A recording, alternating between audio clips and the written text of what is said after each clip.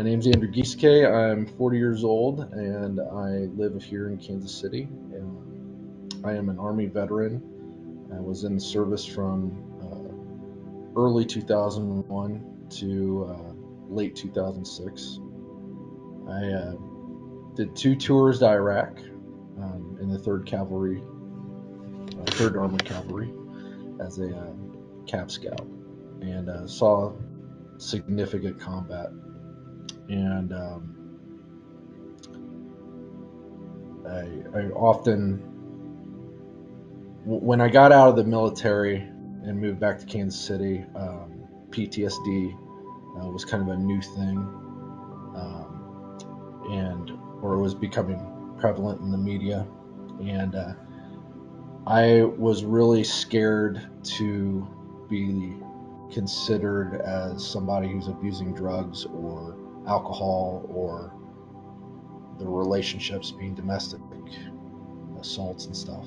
And I wanted to try and really take all the negative things that I encountered and make them positive. And I did a really decent job with that. I went to college. I graduated. I got a master's degree. I got a great career. And I'm married now and have been building a family. But the problem is that for so long, I was manipulating those feelings to try and I was telling myself that I was manipulating them to progress in life and be successful. In reality, I was just suppressing it, and I did a really good job of that. And there were times whenever I'd get intoxicated or something that it would come out. I would melt down, cry, and talk about the stories from combat very graphically to friends and family that weren't not wanting to hear that necessarily.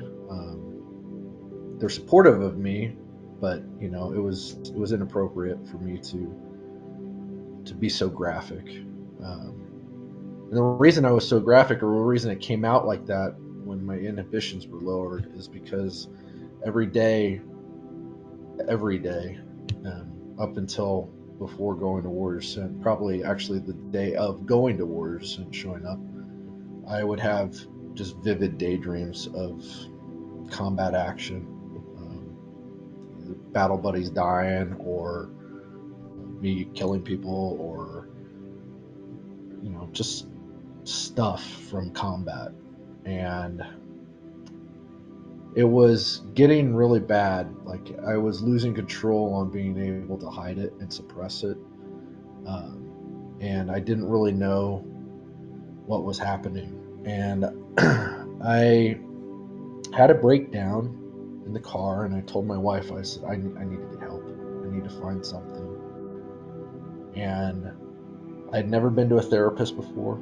I refused to go to a therapist because I was one of those people that said, what do they know? They don't know what I went through, and I'm not going to explain this to just some civvy that has no idea what I've been through. And I don't need them to analyze me. And I got online and found Warriors Ascent just on a Google search, and I went ahead and filled out the form. And Tammy Brown reached out to me and said, "We got an opening coming up. You can do this." Well, it's a week long, huh? Yeah. I gotta take time off work for that. Yeah. Well, let me put it off. Let me figure out my schedule and let me get going, or get things figured out. Okay, well, the last cohort for the season ends coming up, and let me know if you want to be in it. Okay. Well, it's not going to work for me. When's the next one? April. I was hoping Tammy would forget about me, honestly, because I was realizing then that stuff was really real, and that my pain was coming out and I couldn't control it anymore. And I was still fighting with the idea of doing this and getting the help. And Tammy reached back out to me again, though, and I realized that work wasn't as important as my mental health. My family was more important, and bettering myself was important for me to do for my family and my friends, and of course myself. So I took the time off and I went to Warriors Ascent.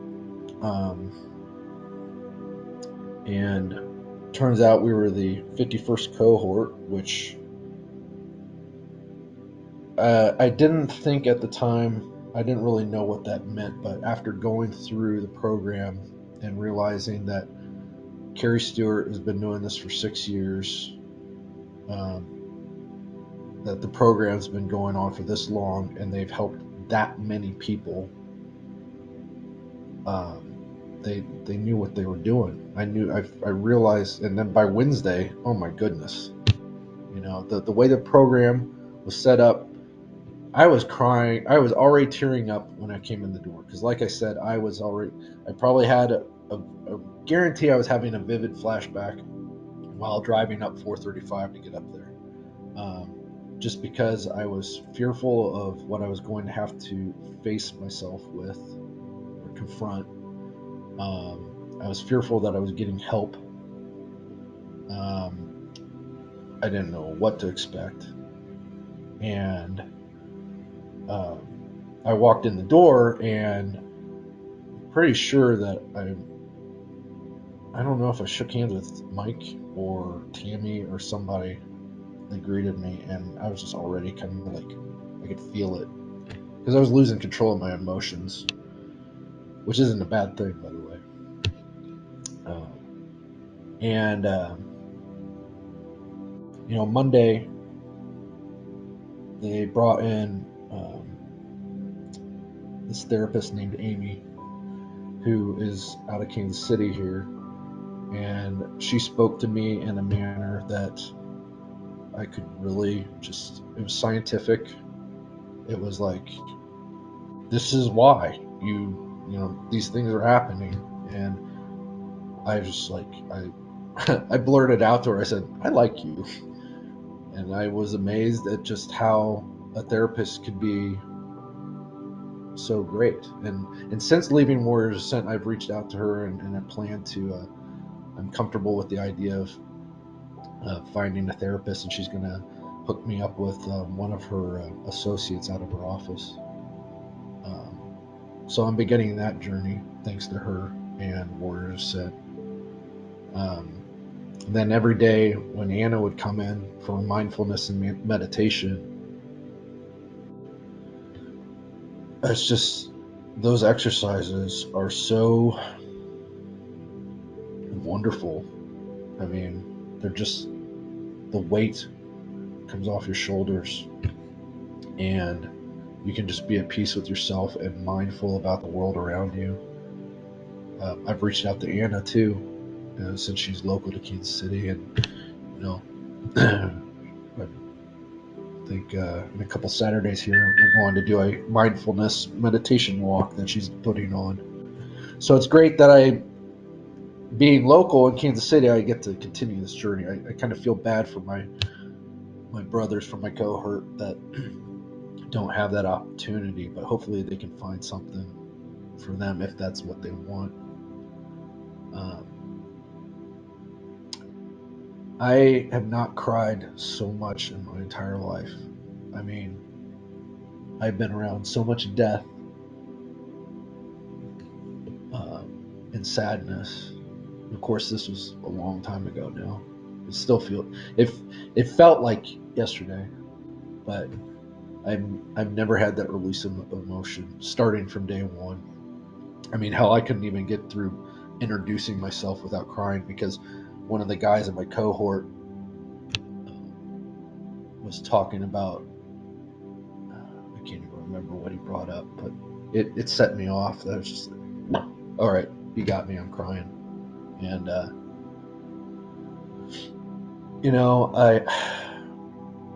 the people that came to help,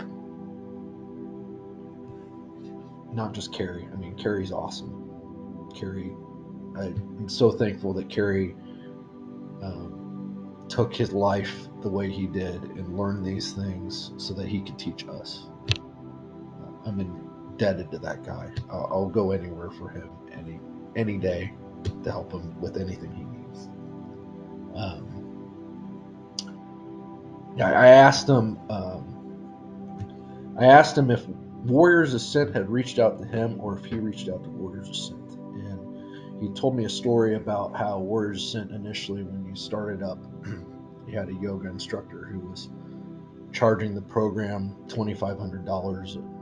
I don't know, like a week or something like that. And Warriors Ascent, it wasn't working out apparently, and Warriors Ascent reached out to Carrie. And I said, "Well, how much do you get paid?" He said, $25. I said, $2,500 versus $25. Like, I gotta fill my tank of gas up, but that's about it. And granted, he's had success in his life that gives him the financial ability to take this time off and do it. But he's used that as instead of being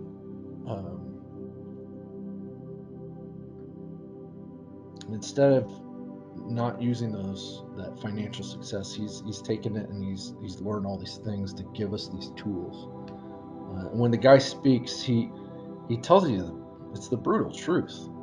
And I say brutal, brutal's not the right word. He tells you the truth, and it's the honest truth, and it's so refreshing to hear how you can take that and apply it to make your life better for yourself, to make yourself stronger, to get through these things and help others in your life. You know, when I returned home from Warriors Ascent, I came home and I started cleaning up the house, rearranging things, starting to take care of the things that I had put off. And one of the things that I did was I took my suit, my suit that I had crumpled up in my closet, I took it to the dry cleaner, and I walked in there, and this woman working behind the counter was dealing with somebody that her dress had gotten ruined, and she was doing it in such a wonderfully professional manner. I was just imposed she stayed. And it was taking a while, and I was sitting there, and I was on my high from Warriors Ascent, so nothing could have bothered me. So take your time. And so she helped us other people, and she was very grateful to me, and I could see it in her eyes that she was just like super stressed out. And I just said, "You did a really great job." And she's like, "Thank you." And she started tearing up a little bit. I was like, "Do you need a hug?" And she's like, "No." And then she started tearing up a little more. I said, "I'm coming back there and I'm giving you a hug." So I gave this woman at Pride Cleaners, this random stranger, a hug. I never would have done that before, but it felt so good to give her that because I know that she felt love, and I told her how much I appreciated her. She wasn't even helping me. I mean, she took my clothes and, went off and did her thing, but that's how I think now. I mean, I've come off my high from Warriors Ascent, and I've taken all the tools that I've learned and I've brought them into my routine that I had before, my life before. My wife and I have a lot stronger of a relationship. She was very hesitant when we came home. She thought me and not a better, and I had to clarify that for her, that I'm not a different Andrew. I am just a better version. And in talking to Mike here, it's a realization that I don't know if this is a right analogy or not, but I feel born again, because I used to talk about how the Army stole my innocence. I used to joke about that. In reality, it's true. I mean, I've done some really shitty stuff, and had some really bad stuff happen to me.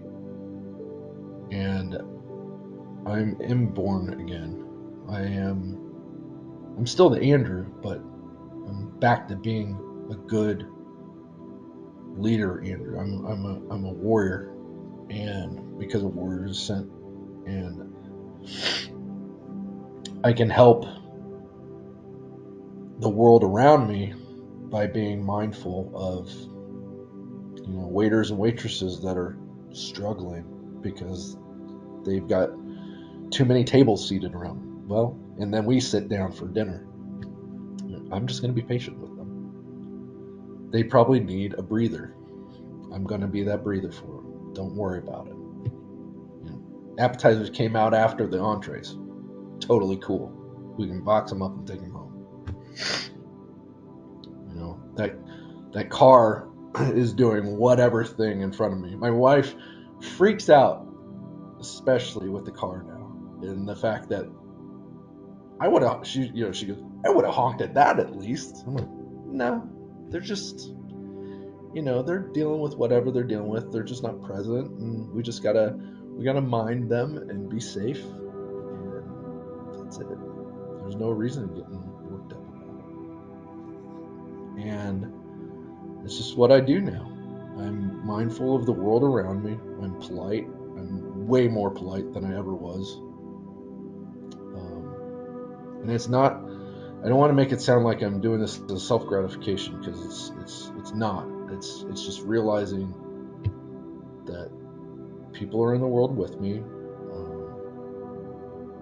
I'm happy to be alive. I'm thankful Warriors Ascent to be here and have these tools, and I want everybody to just be able to be mindful, strong, loved, and get through their day-to-day bullshit and not have to worry about everything. Because my mission statement is to respect my past, even the bad, because it has taught me what love is, what the good is, and to embrace my future. And that future is to be strong, loving, vulnerable, caring, and teacher. If you're like me and you're penning it up and you're trying to get through it yourself, and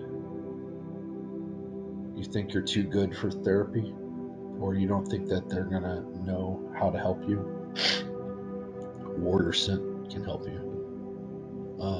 Do it before it's too late.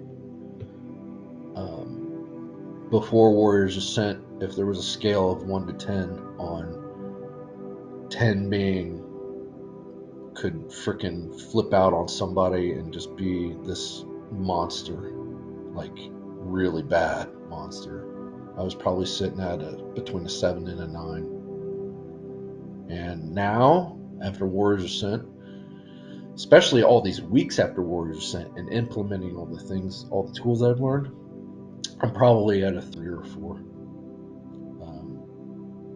And it's going down. It keeps going down. The more I use the tools, the meditation, the mindfulness, the breathing, it sounds weird. Hell, when Carrie Stewart came in and said that, talked about how he appreciated us and loved us, and it's just, okay, I'm here. I'm going to embrace this.